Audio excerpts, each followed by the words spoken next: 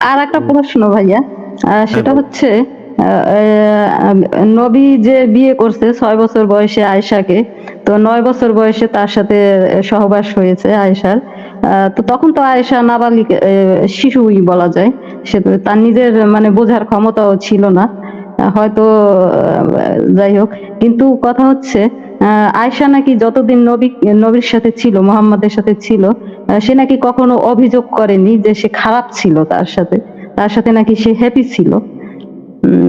নবীর সম্পর্কে অভিযোগ করেনি, এটা মানে অভিযোগ করা কি আদৌ সম্ভব নবীর বিরুদ্ধে বলেন তো? সেটা যেই না, নবী না বলে ভাইয়া, গেছে, সেটা তো সম্ভবই না। একটা একটু একটু এক সেকেন্ড একটু বলে নেই, যে যেই নবী বলে গেছে যে তার সামান্যতম সমালোচনা করলেও তাকে কতল করে ফেলতে হবে, মেরে ফেলতে হবে, সেটা যেই হোক। তার যদি কেউ, ইমাম শাফি বলেছেন যে কেউ যদি নবীর জামার একটা বুতাম ময়লা ছিল এটাও বলে, তাহলে তাকে সাথে সাথে মেরে ফেলতে হবে। ইসলামের বিধানই হচ্ছে এরকম। আবু বকরের একটা হাদিস আছে যে নবীর সম্পর্কে সামান্যতম সমালোচনা করলেও তাকে সাথে সাথে মেরে ফেলতে হবে। তো এই রকমের যদি একটা বিধান থাকে, তাহলে কারোর পক্ষে কি আসলে আদৌ সম্ভব যে, মনে করেন হুম, শেখ হাসিনার মানে আওয়ামী লীগের কেউ কি শেখ হাসিনার সমালোচনা করতে পারবে বলেন তো একটু আমাকে? না ভাইয়া, সেটা তো পারবেই না, কারণ এখন কর্তৃত্ব শেখ হাসিনার। তো হ্যাঁ, তার সম্পর্কে সমালোচনা করা মানে উড়াই দিবে, সাথে সাথে মেরে ফেলবে, তাই না? একটা ডিবি এসে ধরে নিয়ে যাবে, গোয়েন্দা পুলিশ এসে ধরে কোথায় গাপিস করে দিবে, লাশও খুঁজে পাওয়া যাবে না, তাই না? শেখ হাসিনার সমালোচনা আওয়ামী না, লীগের নেতা। ওনারা বলতে চাচ্ছে, হ্যাঁ ভাইয়া, ওনারা বলতে চাচ্ছে যে আয়েশা যেহেতু অভিযোগ করেনি, সেক্ষেত্রে সে মোহাম্মদের সাথে ভালোই ছিল, কিন্তু তার তো অভিযোগ করার মতো ইয়া ছিল না, মানে কোনো না, সুযোগই ছিল না। সুযোগই ছিল না, কিন্তু তার মধ্য দিয়েও কিন্তু আয়েশা অনেক বড় বড় কথা বইলা গেছে। হ্যাঁ, যেমন ধরেন এই একটা আপনাকে হাদিস দেখাচ্ছি। আহ, এই হাদিসটা কি আপনি একটু পড়ে শোনাবেন আমাদেরকে? জি ভাইয়া, এটা হচ্ছে আবু দাউদ, আহ, তিন আয়েশা রাদিয়াল্লাহু সাল্লাম সূত্রে বর্ণিত। তিনি বলেন, বনি মুস্তালিক যুদ্ধে জুবাইরিয়ার বিনতুল হারিস ইবনুল মুস্তালিক বন্দিনী হয়ে সাবিত ইবনু কাইস ইবনু শাম্মাম রাদিয়াল্লাহু সাল্লাম বা তার চাচাতো ভাইয়ের ভাগে পড়েন। অতঃপর তিনি নিজেকে আজাদ করার চুক্তি করেন। তিনি খুবই সুন্দরী নারী ছিলেন, নজর কাড়া রূপ ছিল তার। আয়েশা রাদিয়াল্লাহু সাল্লাম বলেন, তিনি চুক্তির অর্থ চাইতে রাসূল সাল্লাল্লাহু আলাইহি সাল্লাম এর নিকট আসেন। তিনি দরজায় এসে দাঁড়াতেই আমি তাকে দেখে অসন্তুষ্ট হলাম। আমি ভাবলাম, যে রূপ লাবণ্য তাকে দেখেছি, শীঘ্রই রাসূল সাল্লাল্লাহু তাকে এভাবে দেখবেন। অতঃপর আচ্ছা, তিনি এই বললেন, কথাটার মানে হে, এই কথাটার মানে কি আমাদেরকে একটু বুঝাই দেন তো, যে যে জুয়াইরিয়া যাকে যুদ্ধবন্দী নারী হিসেবে ধরা হয়েছিল, সে হুম, আরেকজনের হুম, ভাগে পড়েছিল। সে ছিল খুবই সুন্দরী, অত্যন্ত রূপবতী নারী। সেই মহিলা মুহাম্মদের কাছে আসছিল টাকা চাইতে, তাই না? চুক্তির হুম, অর্থটা হুম, চাইতে। হুম। এখন দরজার কাছে সে যখন এসে দাঁড়াইলো সেই সুন্দরী মেয়েটা, তখনই আয়েশা তারে দেখলো এবং দেখা সে ভাবতেছে যে এই মেয়ে তো নবীর কাছে গেলে তো সমস্যা, কারণ এই মেয়ে এত অনেক সুন্দরী, সুন্দরী ছিল। এই মেয়ের নবী দেখলে তো আর ছাড়বে না। আমার নবী যেই ফুলের মতো চরিত্র, পবিত্র চরিত্র তার, আমার সে তো ভালোই জানে তার স্বামীর চরিত্র তো সে ভালোই জানে, তাই না?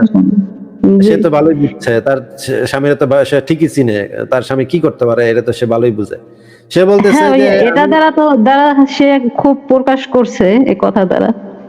এখানে সে বলতেছে আমি ভাবলাম, মানে আয়েশা বলতেছে আমি ভাবলাম যে রূপ লাবণ্যে তাকে দেখেছি, শীঘ্রই হুম, রাসূলুল্লাহ সাল্লাল্লাহু আলাইহি ওয়াসাল্লাম তাকে এভাবে দেখবেন। এই কথাটা কিন্তু খুবই ইম্পর্টেন্ট কথা, যে আমি এত সুন্দরী হিসেবে তাকে দেখতেছি, নিশ্চয়ই মুহাম্মদও তাকে এত সুন্দরী হিসেবে দেখবেন এবং নিয়ে যাবে, বিছনায় নিয়েই যাবে, নিয়ে ছাড়বে। আমার নবী তো যেই চরিত্র, বিছনায় নিয়ে ছাড়বে, এই মেয়েরে দেখলেই বিছনায় নিয়ে ছাড়বে।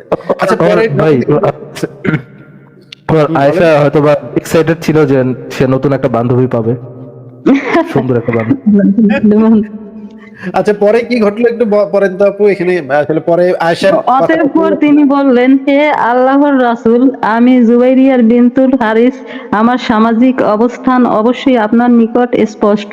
আমি সাবিত ইবনু কাইস ইবনু শাম্মামের ভাগে পড়েছি। আমি মুক্ত হওয়ার চুক্তিপত্র করেছি। চুক্তির নির্ধারিত অর্থ আদায়ে সাহায্য চাইতে আপনার কাছে এসেছি। তখন রাসূল সাল্লাল্লাহু আলাইহি ওয়াসাল্লাম বললেন, এর চেয়ে ভালো প্রস্তাবে তুমি রাজি আছো কি? তিনি বললেন, কি প্রস্তাব হে আল্লাহর রাসূল? তিনি বললেন, আমি চুক্তির সমস্ত পাওনা শোধ করে তোমাকে বিয়ে করতে চাই। তিনি বললেন, হ্যাঁ, আমি আপনার প্রস্তাবে রাজি আছি। দেখেন আয়েশা কিন্তু ঠিকই হচ্ছে, তার স্বামী যে কি করতে পারে, তার স্বামীর যে চরিত্র কিরকম, এটা কিন্তু আয়েশা ঠিকই টের পাইছে, এবং এই মেয়েটা দেখলে আমার নামে ছাড়বে না। আচ্ছা, আমরা তাহলে এই হাদিসটা পড়ি, এই হাদিসটা সুনান নাসাই শরীফের 3207 নম্বর হাদিসটা পড়ি। আয়েশা বলেছেন, রাসূলুল্লাহ সাল্লাল্লাহু আলাইহি সাল্লাম ইন্তেকাল করেননি যে পর্যন্ত না তার জন্য হালাল করা হয়েছে মহিলাদের মধ্যে যাকে তিনি ইচ্ছা করেন তাকে গ্রহণ করার। এই কথাটার মানে কি একটু আপু আপনি কি একটু বুঝাই দিবেন আমাদেরকে, কথাটা কি বলছে এখানে? রাসূল সাল্লাল্লাহু আলাইহি ওয়াসাল্লাম ইন্তিকাল করেননি যে পর্যন্ত না তার জন্য হালাল করা হয়েছে মহিলাদের মধ্যে যাকে তিনি ইচ্ছা করলে গ্রহণ করবেন, গ্রহণ করার, যাকে তিনি ইচ্ছা করেন। যার ইচ্ছা হয়েছে তার সাথে না করা পর্যন্ত মোহাম্মদ মরে নাই, তাই না? যারে যারে ইচ্ছা করতে তার করতে, সবাইরে না করার আগে সে মরে নাই, সবাইরে কইরা তারপর মরছে নাকি? হ্যাঁ, এরকমই বোঝা যাচ্ছে। আচ্ছা ঠিক আছে, আরো হাদিস আছে, আর এই হাদিসটা একটু পড়েন তো আপু। এইখানে বুখারী শরীফের 4425 লাল অংশটুকু পড়লেই হবে, একটু পড়েন। আসিফ ভাই, আপনি আয়েশা একটু রাদিয়াল্লাহু প্রিভিয়াসটাতে থেকে একটু ব্যাক দিতে পারবেন? হ্যাঁ আসিফ ফারাজ ভাই, ভাই একটু প্রিভিয়াসটাতে কি একটু ব্যাক দিতে পারবেন? হ্যাঁ হ্যাঁ ব্যাগ যেতে পারবো। হ্যাঁ দেখেন, বলেন হ্যাঁ কি? হ্যাঁ ভাই, এখানে বলতেছে আয়েশা, মানে এটা তো সহিহ হাদিস। আচ্ছা, ইসলামিক ফাউন্ডেশন সুনান আন-নাসাইর। আচ্ছা, আয়েশা বলছে রাসূলুল্লাহ সাল্লাল্লাহু আলাইহি ওয়াসাল্লাম মরে নাই যে পর্যন্ত না তার জন্য হালাল করা হয়েছে মহিলাদের মধ্যে যাকে তিনি ইচ্ছা করেন তাকে গ্রহণ করার। মানে তিনি যাকে যাকে চাইছেন তার সাথে তিনি গ্রহণ করার পর, মানে তাদের সাথে সোহবত করার আগ পর্যন্ত তিনি মরে নাই। কিন্তু আমি তো জানতাম আসিফ ভাই যে মোহাম্মদ একটা বিয়ে নিজের ইচ্ছায় করে নাই, তার বিয়ে করতে ইচ্ছা ছিল না, তার উপর জোর করে সামাজিক প্রেশারের জন্য, পলিটিক্যাল প্রেশারের জন্য তাকে বাধ্য হয়ে বিয়ে করতে হয়েছে। যারা বিধবা মহিলা ছিল তারা এসে নবীর পায়ের নিচে পড়ে থাকতো, প্লিজ আমাকে একটু সহায়তা করো, সহায়তা করো। তখন যে নবী আর কোনো সাহাবাদেরকে না বলতে পারে, পরে যে সে আর কি কষ্ট করে তাদের দায়ভার নিজের কাঁধে উঠায় নিছেন। এইখানে এখানে কি বললো এসে, এটাকে আসলে আদৌ সহিহ হাদিস আসিফ ভাই? দিল আয়েশা, কিন্তু এই এই মুমিনদের উত্তর কিন্তু আয়েশাই দিয়ে গেছে সেই 1450 বছর আগে। এরে এরে বলে বুড়া খাটাস, বুঝছেন? বুড়া খাটাস। ভাই আর একটা কথা, মানে আমার আর কি বন্ধু বান্ধব কিন্তু বলে এই জিনিসটা আশেপাশে কিন্তু আছে। আমি তো আসিফ ভাই, আমি কিন্তু আয়েশার সাথে এখানে একমত না ভাই। আয়েশার সাথে একমত না, মানে 50-50% একমত। 50-50% একমত এক জায়গায়, যে সে যতটুক ভোগ করতে চাইছিল অতটুকের মধ্যে কিন্তু ওই যে উম্মে হানিটা ছিল, কিন্তু উম্মে হানিকে কিন্তু অতটুক পুরোপুরি ভোগ করতে পারে না। যদিও আপনি মেরাজের কথা বলবেন না, পারেন আপনারা, কে কইছে মিরাজের রাতে কি? আমি জানি আপনি মেরাজের রাতের কথা বলবেন, ঠিক আছে, বাট সে তো ফুল অন কর্তৃত্ব চাইছিল, রাইট? বিয়েও করতে চাইছিল তারা ওই আচ্ছা, এখানে তো ভোগ ভোগ করার কথা বলতেছে, রাইট? এখানে ভোগ করার কথা বললাম, ঠিক আছে। না না, এই কথাটা ঠিক বলছেন, সবাইরে কিন্তু পারে না এসে। দেখেন আর একটা হাদিস দেখাচ্ছি, এই হাদিসটা দেখেন। এই মেয়েটারে কিন্তু সে ওই যে একটা বাচ্চা মেয়ে, এটাও একটা বাচ্চা মেয়ে ছিল, এই বাচ্চাটার গায়ে হাত দিছিল, কিন্তু বাচ্চাটা মেয়েটা গালি দিচ্ছে মোহাম্মদকে, বলছে বাজারিয়া লোক, তুমি একটা বাজারিয়া লোক, তোমার কাছে আমি নিজেকে সমর্পণ করব না। এখানে দেখেন নবী যখন তার কাছে গিয়ে বললেন তুমি নিজেকে আমার কাছে সমর্পণ করো, তখন সে বলল কোন রাজকুমারী কি কোনো বাজারিয়া লোক ব্যক্তির কাছে নিজেকে সমর্পণ করে? রাবি বললেন এরপর তিনি তার হাত প্রসারিত করলেন তার শরীরে রাখার জন্য, যাতে সে শান্ত হয়। সে বলল আমি আপনার কাছ থেকে আল্লাহর নিকট পানা চাই। তারপরে আর কি মোহাম্মদ তাকে ছেড়া চলে আসছিল, একটা কাপড় দিয়ে বিদায় করে দিছিল। এই মেয়েটারে কিন্তু করতে পারে নাই মোহাম্মদ। এই মেয়েটারে করতে চাইছিল কিন্তু করতে পারেনি, করার জন্য ঢুকছিল এবং সমর্পণ করতে বলছিল, কিন্তু সমর্পণ মেয়ে করেনি। মেয়ে মোহাম্মদ একেবারে বাজারিয়া লোক বলে গালিগালাজ করে মানে ইয়া করছে, হ্যাঁ, মানে ইয়া করে দিছে। আমি এই যে আপুকে, শারমিন আপুকে এই হাদিসটা লাল অংশটুকু একটু পড়ে শোনাতে বলবো, আপনি কি একটু জি ভাইয়া, আমি পড়তেছি। আয়েশা রাদিয়াল্লাহু সাল্লাম থেকে বর্ণিত, তিনি বলেন, যেসব মহিলা নিজেকে রাসূল সাল্লামের কাছ থেকে এর কাছে হেবা স্বরূপ ন্যস্ত করে দেন তাদের আমি ঘৃণা করতাম। আমি মনে মনে বলতাম, মহিলারা কি নিজেকে অর্পণ করতে পারে? এরপর যখন আল্লাহ তাআলা এই আয়াত নাজিল করেন, আপনি তাদের মধ্য থেকে যাকে ইচ্ছা আপনার কাছ থেকে দূরে রাখতে পারেন এবং যাকে ইচ্ছে আপনার নিকট রাখতে পারেন, আর আপনি যাকে দূরে রেখেছেন তাকে কামনা করলে আপনার কোনো অপরাধ নাই। তখন আমি বললাম, আমি দেখেছি যে আপনার রব, আপনি যা ইচ্ছা করেন তাই পূরণ করেন।